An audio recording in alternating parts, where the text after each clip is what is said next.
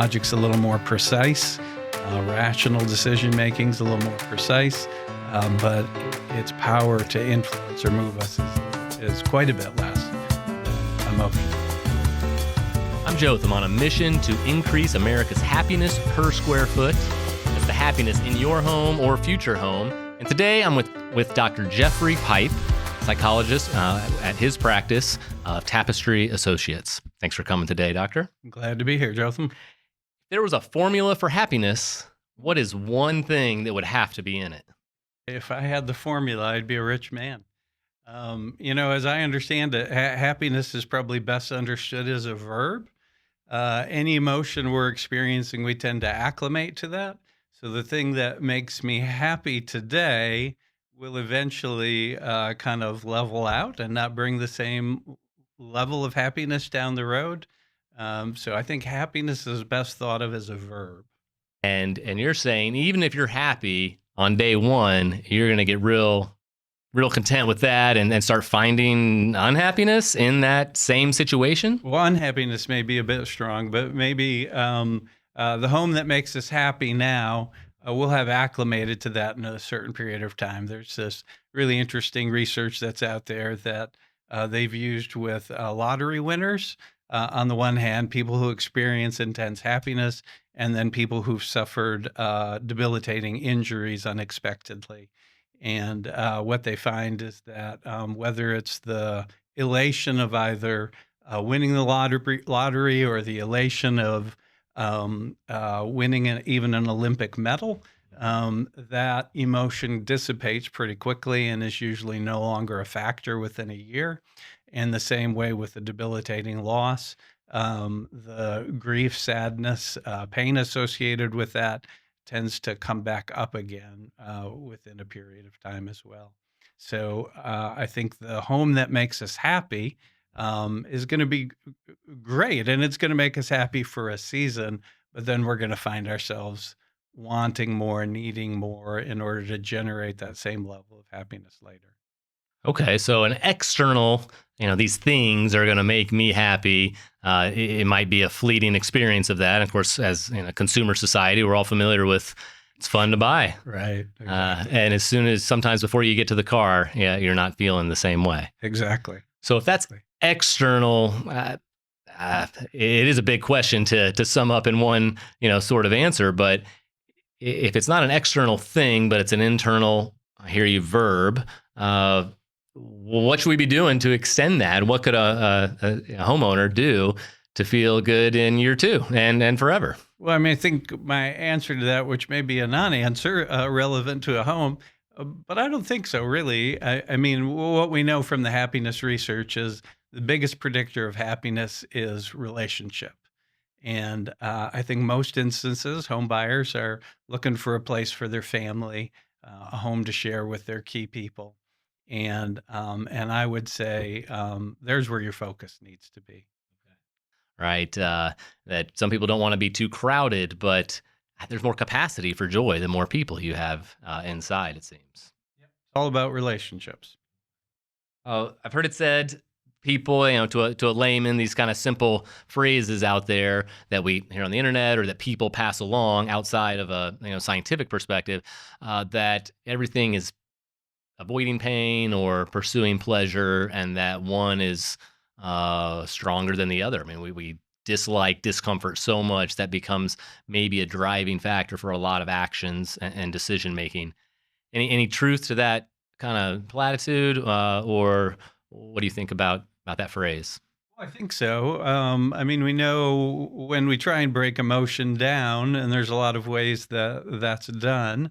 But we probably experience more negative emotion than we do positive.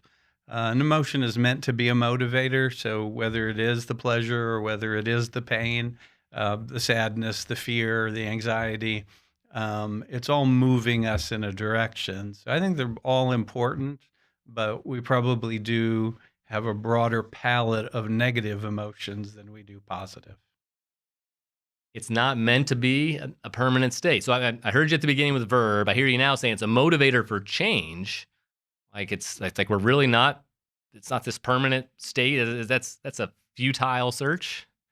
Yeah, to find static happiness or some static blend of emotion is probably a futile search. But yeah, I think the definition of the word emotion from the Latin, as I understand it, is to move. And that's what it does for us. It moves us in a direction, moves us away from some things toward other things. Yeah. Um, when I think about, especially buying a home, I mean, there's a lot of emotion that's there that's going to be moving us. In fact, emotion is a far more powerful motivator than logic is. Logic's a little more precise. Rational decision making's a little more precise, but its power to influence or move us is quite a bit less than emotion. So again, as that the layman, the just reading things on the internet here, I hear about the three different parts of the brain, right? Your lizard brain, the middle, and the prefrontal cortex. Um, eh, is that accurate? That emotion is in this deeper part of the brain? And could you use the right words since I don't know them? Well, I tend to be a little bit simpler when I'm talking about it, and yeah, there's a lot of ways that we can divide the brain up, and the brain research is fascinating. Has grown so much in the last 20 years, in particular. But I tend to like to talk about it a little bit more simplistically, and just encourage people to think about that. There's really two systems, and one system is that more logical, rational, verbal part of our operating system. And again, as I said a few minutes ago, that facet of our thinking is more precise. It's slower at decision making, but it's more likely to move us in the direction that we would choose to go.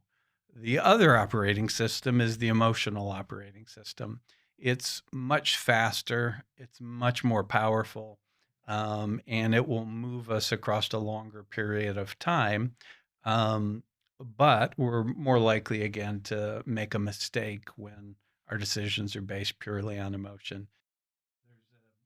There's a guy named Jonathan Haidt, a psychologist who has popularized this idea that about an elephant and a rider. It's a metaphor that gets used a lot. And if you think about an elephant and a rider, the rider is our logical, rational operating system. The elephant is the emotional operating system. And so if that elephant's wanting to go somewhere, and Rider's he not changing that. the rider is not changing that, but a smart rider comes to understand the elephant and learns how to work with the elephant, and they align themselves. I'm a very visual thinker, and a lot of words. It just becomes it kind of can become white noise sometimes. The that imagery that helps because I certainly have been the writer, and I think everybody has, and I particularly I think the American male, kind of stereotype there. That's a big part of what I'm looking to do here. Is I'm like a kindergartner in my emotional, in my elephant control, and let's progress a little bit from that because I was denying it before. Uh, so I do want to talk about denying and why we avoid things so much. But as you're talking about speed, there you kind of mentioned a quicker decision. I was going to ask if we how we do we think differently? Do we make different decisions in the heat of the moment versus those big life decisions that take we might ruminate on for weeks or months before doing something like moving, deciding who's going to be your partner, deciding all the big life decisions versus heat of the moment, what I want for lunch or what I'm going to do to that person that just cut me off or those sort of things. Any tool you can educate the writers of the elephants with here on heat of the moment decision versus those big life ones? Well, I mean, I think when you say heat of the moment, I do tend to think more about an emotion-based decision. And I think with big life decisions, obviously it's better if we can slow it down, but sometimes the elephant can get away from us even with those, particularly in relational situations. But again, with decision making, I think the best decision making is a blend of both. So ideally, again, you understand what you're passionate about, what you want, what you fear, and which is usually a pretty complex array of emotions that are there, and then you align those to help you make the kind of decision that you want. So, what's more important to you long term? If we think again about buying decisions, is it going to be the financial security or the cash flow that allows you more to play, or is it going to be you're really going to enjoy that home or that car or that big purchase?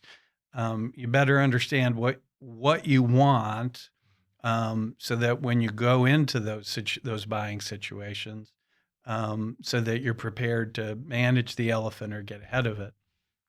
I'm a car guy. I love cars. I'm a terrible negotiator. In general, I'm a terrible negotiator. But when I'm looking for a car and I'm excited about it, watch out because I will get robbed every time. And so I know that about myself going in to buy a car. And for a season, I had a deal with my brother in laws who are one of them's a fantastic negotiator, and the other one's just a very financially conservative, cautious guy. And so I went to buy a truck not too long ago, and my deal with them, because I spoke to them in advance, was I'm going in and I'm not going to make a decision until I call you afterwards. And then I'll step back in. So I kind of rallied them and made a pretty hard, fast plan because I also know that I would have been very embarrassed. Back to that elephant again. If I failed to call them and made a purchase without involving them in my negotiating process, and so that embarrassment kind of helped keep the elephant in line, even though I was ready after just a tiny bit of negotiating to pull the trigger on this vehicle that I'd found. What happened in that particular situation? Well, they helped me save a bunch of money, and I got the vehicle anyways. But not that day. Not that day. No, no, no. It went on over painfully went on over, probably 4 or 5 days, but they were fantastic, very patient with me. The blend. All right, that was a really interesting thing that you said. A blend of both. Both making a decision, both acknowledging your emotions, riding the elephant, but then the logic will make a more precise, the ride or the logic part of you can make a more precise decision. What I very often hear people doing is they say, "I am all logic," or you can see they're all emotion, and they know it, and they're fine with it. I mean, they know what they want, and they are led that way. But it's really the ones that say they're all logic that I'm going to make a logical decision. They shut out all of the emotion, and they're not going. Every decision's emotional. They're still really doing it. Uh, so, so what's something we could say to somebody like that who is because they discovered at the end? I mean, the tough, and it's usually a kind of a tougher guy. I mean, you can picture in your mind a biker fella or any big tough guy who is not going to talk about emotion, and they break then harder when it really comes to it, and it all spills out, and they admit it or they make the wrong decision because the emotion was actually leading them, and they didn't know. Imagine you see that in not so much the purchasing decisions that people make in the marketplace, but just any further expansion on how we could help somebody that says they're all logic, and we know they're wrong. I can't straight up tell them you're denying your emotions, sir. They'll just leave. They'll just walk away from me. But how can we actually help them in that process? Yeah, well, I think helping somebody get in touch with what it is that they are emotional about is important because you're absolutely right. Everybody's feeling something. It's there. Now, granted, some people don't experience emotion as intensely.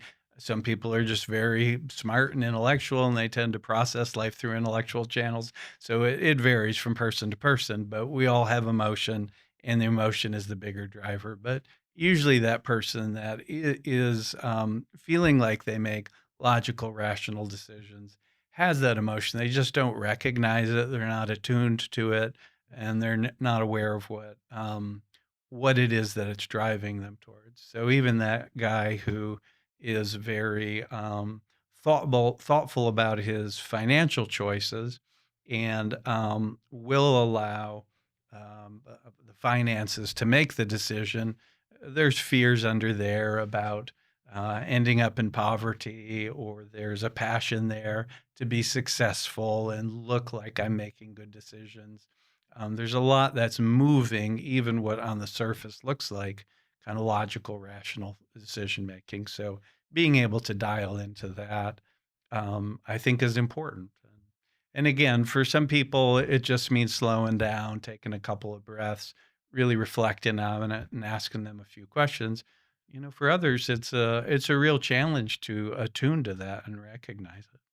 Yeah, if I could share, I got the opening line to my book. I'm not too far in it yet, as I be doing the research here, trying to find what people see dealing with consumers. But the first line is, well, it's in quotes. And my now wife, when we were dating, she says, "Well, it doesn't sound like you're very self aware." And I did not take that well. Or no, and thus began our first argument as a couple. And it was after our 10th anniversary when I said, "Honey, you might have something." But that awareness, I mean, I aggressively, want to deny it. And you see that in people making decisions all the time. Uh, what about our own the complexity of this? A real simple example of, daytime me eats pretty healthy. Nighttime me don't care, right? I want that ice cream because I want it, and morning me can deal with that. What's what's going on there?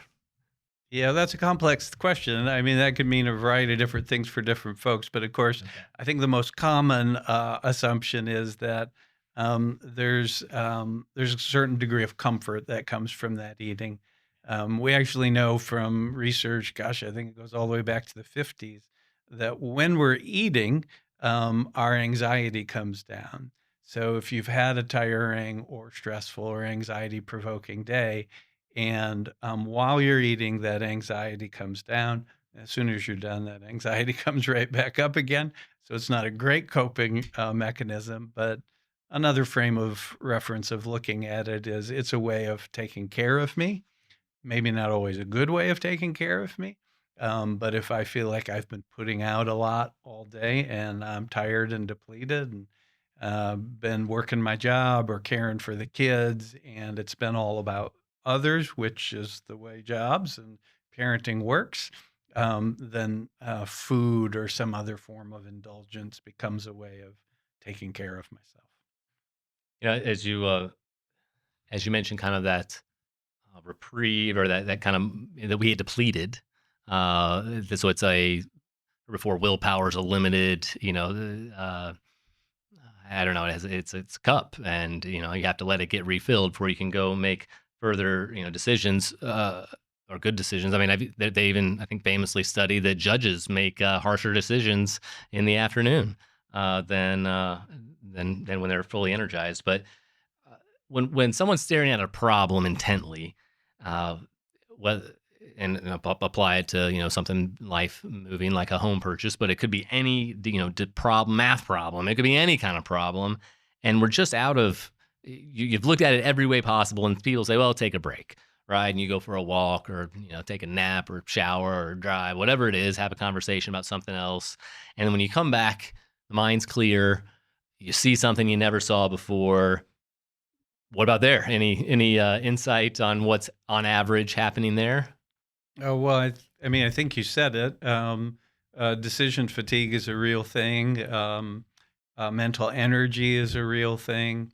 Attention, our limited ability to focus attention, all of those kind of mental exercises, as well as our experience of emotion.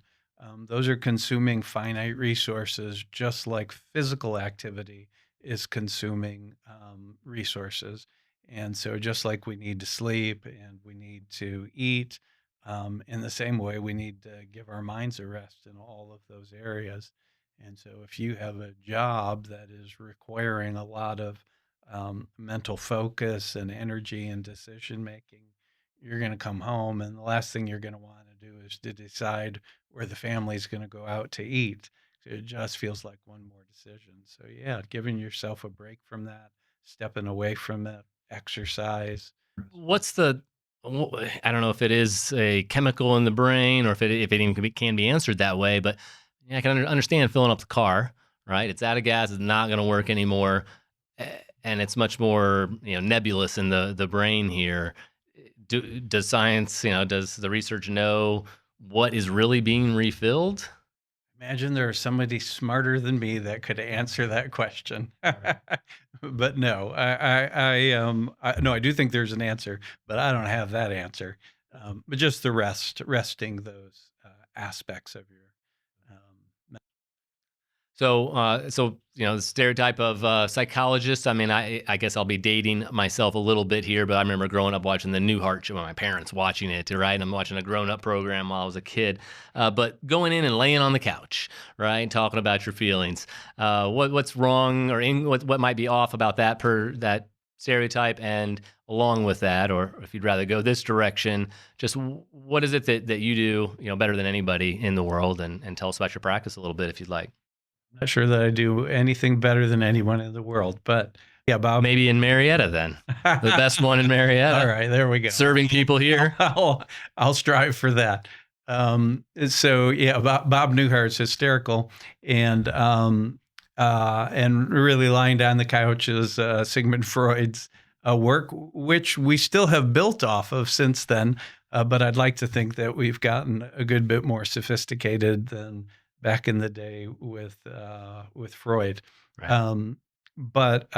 So most of my practice is kind of divided between three areas. Well, really four areas, but I do a lot of marriage and couples work. I work with a lot of folks that are in the process of recovering from trauma. I work with men who are struggling with various men's issues, and then just working with a little bit of what many counselors work with, which is just anxiety and depression and life transitions. And at this stage in my career, I also get the honor of just working with folks that are trying to stay ahead of things and aren't coming in with a crisis or in trouble, just want to stay ahead of things in their own lives personally and then in their relationships as well. Right.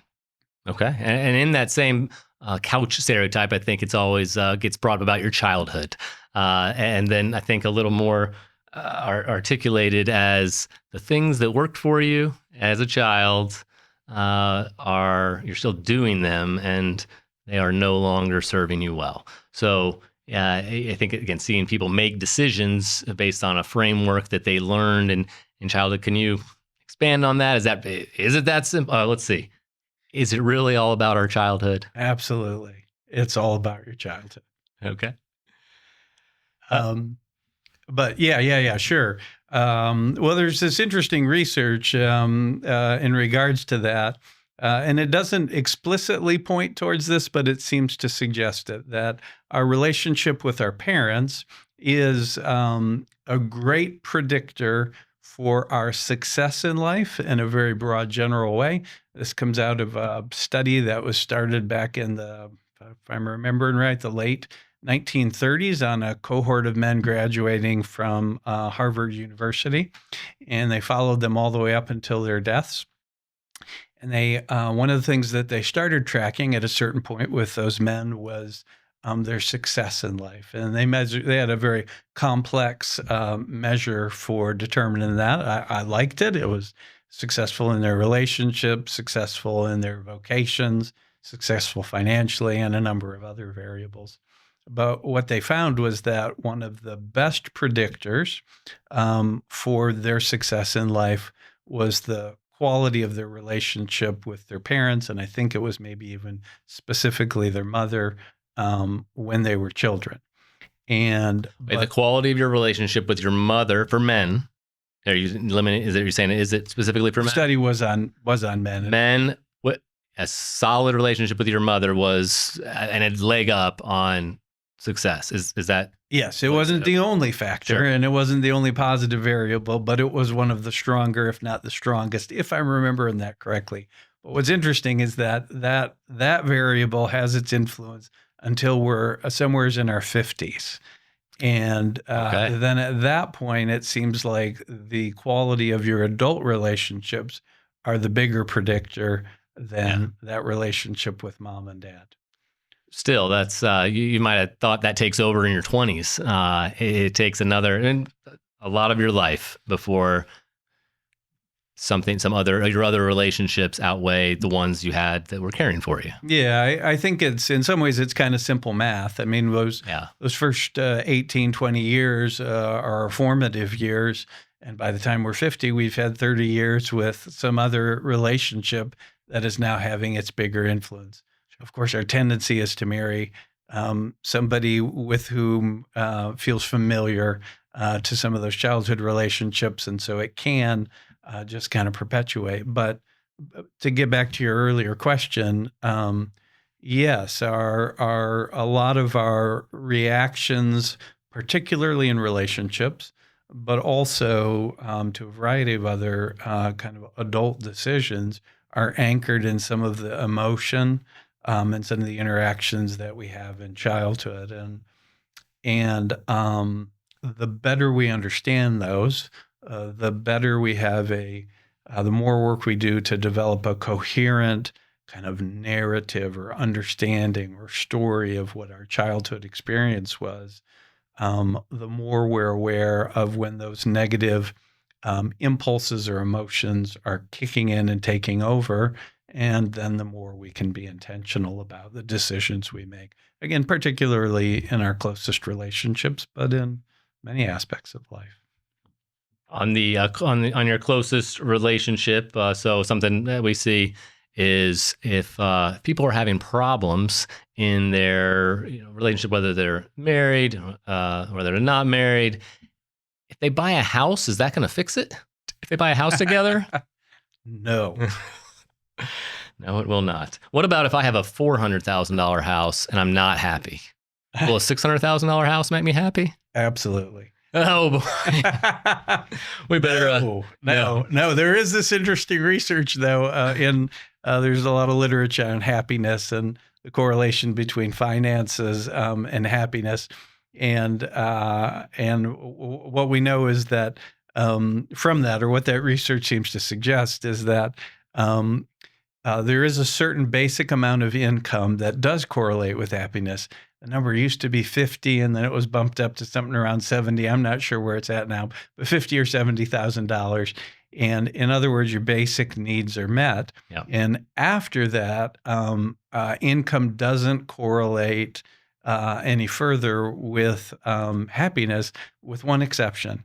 And that exception is that if you are in a circumstance where you're making more money than the people around you, Right. then there's a little bump in happiness. And if you're making less money than the people around you, then there's a little drop in happiness. So back to that $400,000 house. If you're in a $400,000 house and all your neighbors are in $600,000 houses, Okay. you may feel just a little bit less happiness than if you had bought one of those other houses. The last thing, last thing really is about the marketplace itself, and I want to, help people get more happiness per square foot, whether that's changing things inside the house, changing the relationships, or making the right decision when it comes to buying. And there's two main things I want to talk about.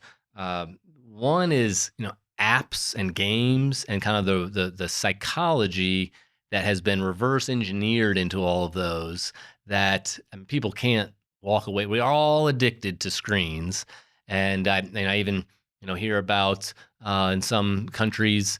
I think it was South Korea, but I think it's probably happens in America. The games are so well engineered that drive to you want to have a family, so you need to attract a mate, so you need to get a house, so you need to have a job, so you have to get off your butt, right? That kind of happens in that order, and people are so happy in the moment somehow that they don't get off their butt because this digital coin is hitting the same parts of the brain, has been engineered to hit the parts of the brain. So I guess to ask a pointed question on that is, the kids, the adults are all addicted to the screen. So, kids seem like in real trouble in a house, in a family, and everyone's on a screen. their own different one, and they all know, adults know it's not good, but they're stuck. Any suggestion on how to break free? Just a tool to break free when if a family finds themselves in that situation. Well, I mean, I don't know that I have a lot to offer except some of the obvious because you've done such a great job of just articulating kind of the challenge that that creates in our world. And I know there's a wonderful book called The Anxious Generation that speaks to a lot of what you're talking about and the impact of the phones and the power that they hold in our lives. But, different families will do different things to manage that. I know there's a growing number of families that will have a set of rules about the phones during dinner time. During family dinner, the phones go in a basket, Yeah, or everybody's phone goes off, or we're only going to have one phone on the table if we want to, during our conversation, look up something or Google something to get an answer to a family question. And so I think you just got to be really intentional about setting that aside.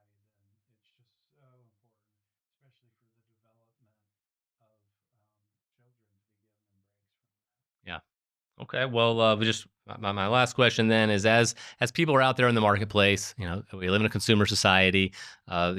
Robert Cialdini, the psychologist whose work has been famously kind of expanded upon in the sales, side of industry, and now we see everything has this reciprocity, right? Here's a free thing because then you'll like me.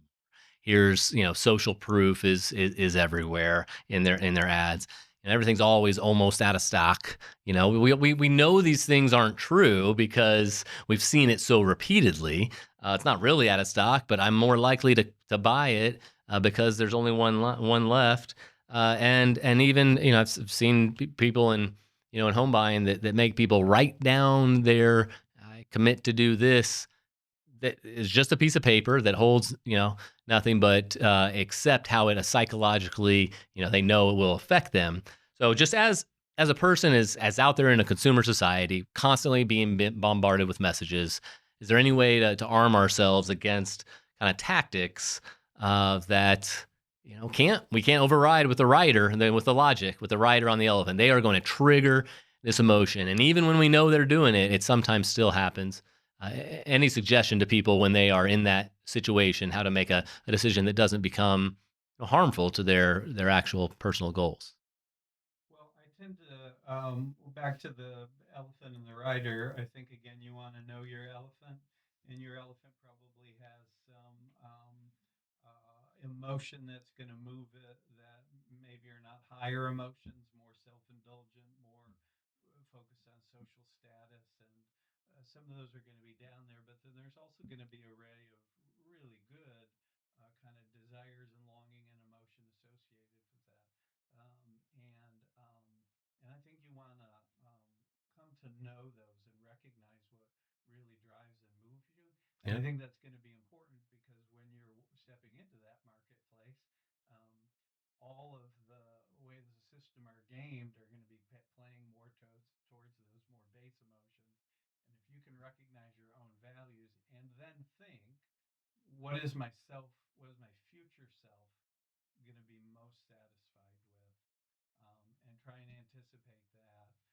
I think that will serve you well. And then just building in some structure. To use my example earlier, but use my brother-in-laws to help me slow me down and make sure I was negotiating a good price because I knew the emotion was going to get away from me. And so building in structure, involving the herd, so to speak, to kind of keep you on the straight path. Okay, have a plan, but also the herd. All right, don't be isolated. We do a lot of strange things in isolation. All right. Well, Dr. Pipe of Tapestry Associates, I appreciate your time today. I'm gonna have to rewatch all of this. Took a few notes, but trying to build a happiness per square foot toolkit, which consumers can just have to be ready to not get tricked. And I appreciate all of your insight there, especially that last bit. I'm gonna have to watch that slowly and write down a lot of what you said.